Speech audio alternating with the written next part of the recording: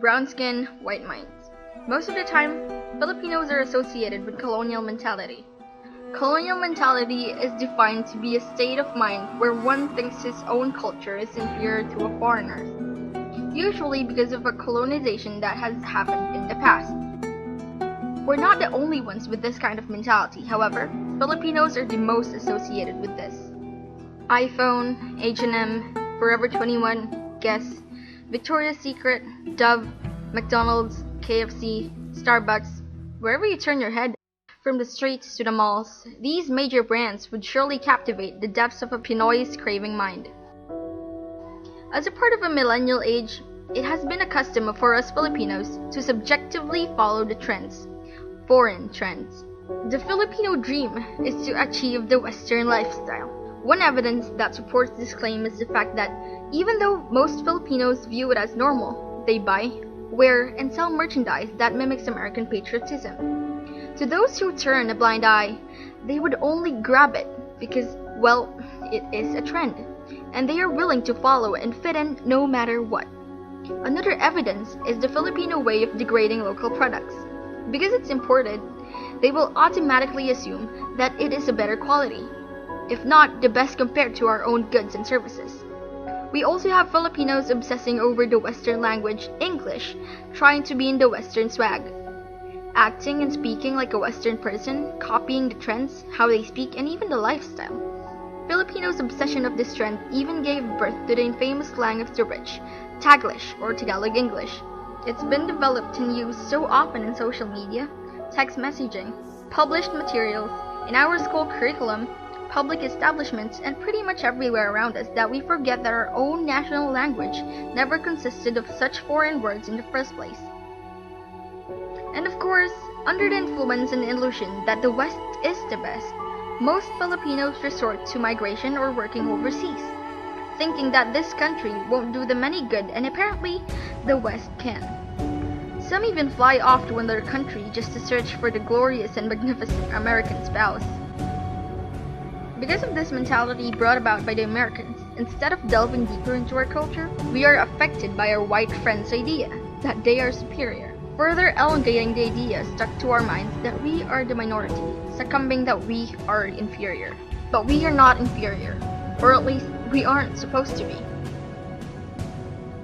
The sole fact that the current generation are not properly educated about their own blood that continues to seep through their veins results in the furtherance of overshadowing not only in terms of literary works, but also when it comes to the masses' appreciation for the undying efforts of several Filipino authors and writers into preserving and upholding our nation's pride. We only appear to be inferior because we make ourselves inferior. Filipinos are one of the most unique and creative people in the globe, and yet we choose to copy and follow what seems to be cool or trending with the other races.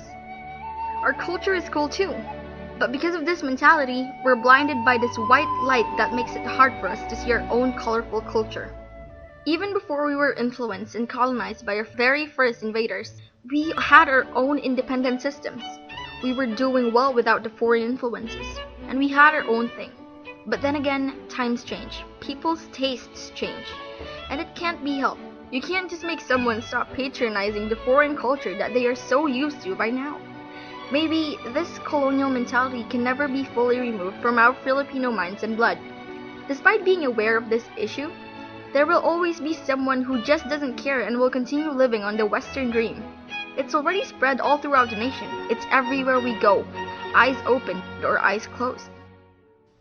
Perhaps seeking professional advice would be more effective.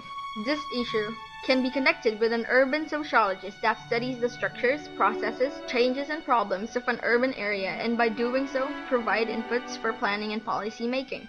Social and cultural anthropologists that study the ways in which people live in different social and cultural settings across the globe, the cultural practices in which they engage, as well as their religious, political, and economic arrangements.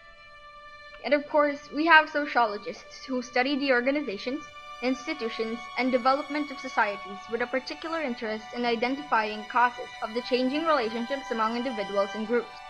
These social scientists may become our heroes or at least come up with a better solution for overcoming the widespread colonial mentality among us. But for now, as a student, Maybe we can start little by supporting our own goods too. You don't have to necessarily stop yourself from buying and supporting foreign goods and services, but at the same time, we should also support and appreciate our very own. Let's slowly turn back and realize how good our own culture is. The smallest step makes a difference.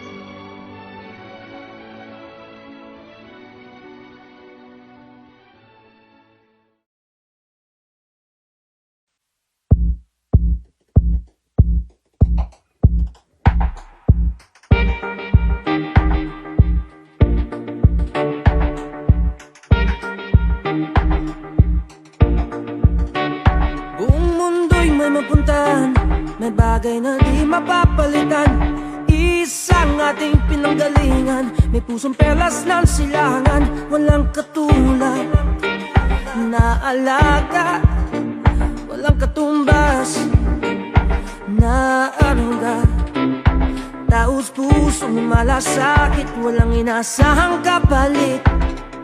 Buong mundo ipagdiwang, puso Pilipinas.